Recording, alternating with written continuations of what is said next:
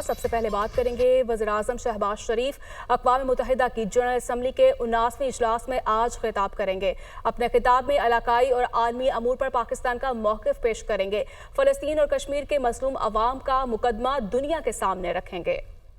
جبکہ اسلاموفوبیا اور موسمیاتی تبدیلیوں کا معاملہ بھی اٹھایا جائے گا اور متعدد بین الاقوامی اور علاقائی مسائل پر پاکستان کے نقطہ نظر کو اجاگر کیا جائے گا۔ وزیر اعظم عالمی امن، سلامتی اور خوشحالی کو فروغ دینے میں اقوام متحدہ کے کردار کی حمایت کریں گے۔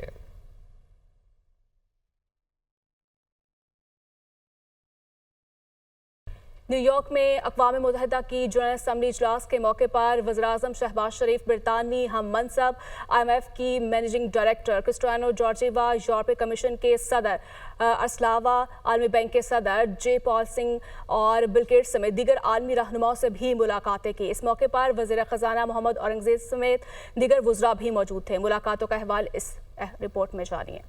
وزیراعظم شہباز شریف نے نیو یارک میں اقوام متحدہ جنرل اسمبلی کے 79ویں اجلاس کے موقع پر برطانیہ کے پرائم منسٹر سے ملاقات کی۔ ملاقات میں پاکستان اور برطانیہ کے مابین دو طرفہ تعلقات اور باہمی دلچسپی کے امور پر گفتگو ہوئی۔ دونوں رہنماؤں کے مابین پاک برطانیہ تعلقات کو مزید فروغ دینے اور مختلف شعبوں بالخصوص تجارت اور سرمایہ کاری کے فروغ پر اتفاق ہوا۔ شہباز شریف اور یورپی کمیشن کے صدر ارسلا وان کے درمیان ملاقات ہوئی، جس میں دو طرفہ تعلقات، علاقائی اور عالمی امور پر تبادلہ خیال کیا گیا۔ وزیراعظم نے ارسلا وان کو یورپی کمیشن کی دوبارہ صدر منتخب ہونے پر مبارکباد دی اور یورپی یونین کے مفادات کو آگے بڑھانے کے لیے ان کی کوششوں کو سراہا۔ وزیراعظم شہباز شریف عالمی مالیاتی فنڈ کے مینیجنگ ڈائریکٹر کرسٹیانا جارجیوا سے بھی ملے۔ پاکستان کے 7 بلین امریکی ڈالر کی توسیع فنڈ سہولت کے حوالے سے 37 ماہ کے کامیاب سٹاف لیول ایگریمنٹ کے لیے IMF کے تعاون کو سراہتے ہوئے شہباز شریف نے ادارہ جاتی اصلاحات کے نفاذ اور نجی شعبے کی ترقی کو فروغ دینے کے لیے حکومت کے عزم کو بھی اجاگر کیا۔ شہباز شریف سے عالمی بینک کے صدر اجے پال سنگھ بنگا کی بھی ملاقات ہوئی۔ دونوں رہنماؤں نے ویژن 2025 اور اقوام متحدہ کے پائیدار ترقی کے اہداف کے حصول کے لیے عزم کا اعادہ کیا۔ شہباز شریف کہتے ہیں کہ اقتصادی اصلاحات، غربت میں کمی اور بنیادی ڈھانچے کی ترقی میں عالمی بینک کے تعاون کے مشکور ہے۔ شہباز شریف سے بل اینڈ میلنڈا گیٹس فاؤنڈیشن کے بانی اور شریک چیئرمین مسٹر بل گیٹس کی ملاقات ہوئی۔ رواں برس جون میں بل گیٹس کے دورہ پاکستان کا ذکر کرتے ہوئے شہباز شریف نے دسمبر 2024 میں سیٹل میں گیٹس فاؤنڈیشن کے دورے کی دعوت پر ان کا شکریہ ادا کیا۔ شہباز شریف نے پولیو کے خاتمے، ماں اور بچے کی صحت، غذائیت، حفاظتی ٹیکوں، ڈیجیٹلائزیشن اور مالی شمولیت کے لیے گیٹس فاؤنڈیشن کے پاکستان کے تعاون کو بھی سراہا۔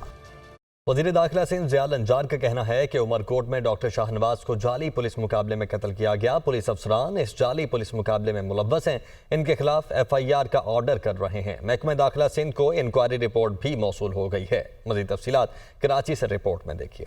وزیر داخلہ سندھ ضیاء الانجار نے پریس کانفرنس میں کہا کہ ایک DIG اور SP کا معطل ہونا اور تحقیقات ہونا ایسا کم ہی دیکھا گیا ہے۔ اگر ڈاکٹر شاہنواز کی فیملی FIR نہیں کٹوائے گی تو سندھ حکومت کٹوائے گی۔ عمر کوٹ میں ایک واقعہ ہوا، اس کے بعد ایک اور انسیڈنٹ میرپور خاص ڈسٹرکٹ میں ہوا۔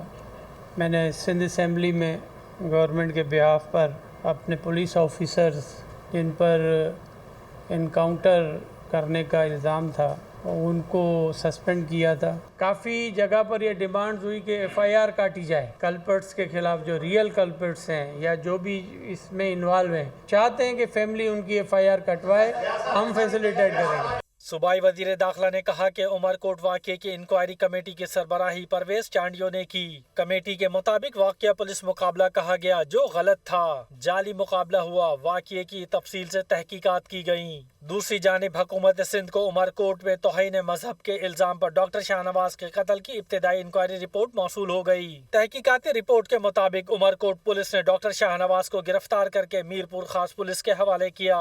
میرپور خاص پولیس نے ڈاکٹر شاہنواز کو قتل کیا اور مقابلے کا نام دینے کی کوشش کی گئی۔ تحقیقاتی کمیٹی نے سفارش کی کہ DIG میرپور خاص، SSP میرپور خاص پر مقدمہ کیا جائے اور واقعے کی مزید انکوائری CTD سے کروائی جائے۔ بات کریں گے سپریم کورٹ کے پریکٹس پروسیجر کمیٹی کے حوالے سے۔ چیف جسٹس قاضی فائز عیسیٰ نے جسٹس منصور علی شاہ کے خط کا جواب دے دیا۔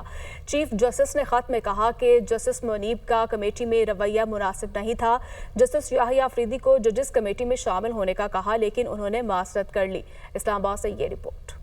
جسٹس منصور علی شاہ کا پریکٹس اینڈ پروسیجر کمیٹی پر تحفظات کا معاملہ۔ چیف جسٹس فائز عیسیٰ نے جسٹس منصور علی شاہ کے خط کا جواب دے دیا۔ जस्टिस मुनीब अख्तर को जजेस कमेटी में शामिल न करने की वजूहात भी बयान कर दी। चीफ जस्टिस ने खत में कहा है कि जस्टिस मुनीब अख्तर ने प्रैक्टिस प्रोसीजर कानून की मुखालफत की। जस्टिस मुनीब अख्तर ने तातीलात के दौरान कमेटी इजलास में शिरकत पर इसरार किया, लेकिन वो गर्मियों की छुट्टियों के दौरान दस्तयाब नहीं थे। प्रैक्टिस प्रोसीजर कानून कहता है अर्जेंट नोयत के मुकदमात पर 14 दिन में समाअत होगी। जस्टिस मुनीब का कमेटी में रवैया मुनासिब नहीं था, वो इजलास से वॉक आउट भी कर गए। चीफ जस्टिस ने खत में कहा जस्टिस यहिया अफरीदी को जजेस कमेटी में शामिल होने का कहा गया था, लेकिन उन्होंने जजेस कमेटी में शामिल होने से माजरत की। चीफ जस्टिस पाकिस्तान ने वजाहत की कि जस्टिस यहिया अफरीदी की माजरत पर जस्टिस अमीनुद्दीन खान को जजेस कमेटी में शामिल किया गया। जस्टिस मंसूर अली शाह ने तरमीमी आर्डीनेंस पर तहफ़्ज़ात का इजहार किया था। वो प्रैक्टिस एंड प्रोसीजर कमेटी के इजलास में शिरकत किए बगैर चले गए थे।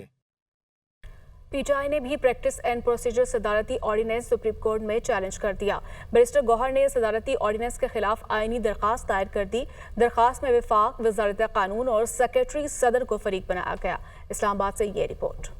प्रैक्टिस एंड प्रोसीजर तरमीमी ऑर्डिनेंस के खिलाफ तीसरी दरख्वास्त दायर। पाकिस्तान तहरीक इंसाफ भी सुप्रीम कोर्ट पहुंच गई। सदारती ऑर्डिनेंस गैर आईनी करार देने की इस्तदा। दरख्वास्त में इस्तदा की गई है कि आईनी दरख्वास्त ज़ेरे इल्तवा होने तक नई प्रैक्टिस प्रोसीजर कमेटी को काम से रोका जाए और पुरानी जजेस कमेटी को बहाल किया जाए। दरख्वास्त में कहा गया है कि प्रैक्टिस एंड प्रोसीजर तरमीमी ऑर्डिनेंस बुनियादी हुकूक और आइन के मुनाफी है। तरमीमी ऑर्डिनेंस अदलिया की आज़ादी सलब करने के मुतरादिफ है। गैर वाज़ेह वजूहात तरमीमी ऑर्डिनेंस के हवाले से सवाल पैदा करते हैं। पब्लिक का इंफॉर्मेशन हासिल करने का हक भी इस तरह के तरमीमी ऑर्डिनेंस से मजरू होता है। वफाकी हुकूमत के पास इख्तियार नहीं कि वो तयन करे कि सुप्रीम कोर्ट किस ऑर्डर के तहत केसेस सुनेगा।